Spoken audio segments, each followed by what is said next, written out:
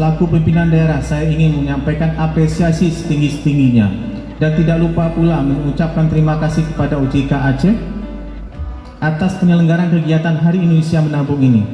Tentunya kegiatan ini bertujuan agar tercapainya peningkatan inklusi keuangan dan penanaman budaya menabung sejak dini bagi para pelajar dan mahasiswa.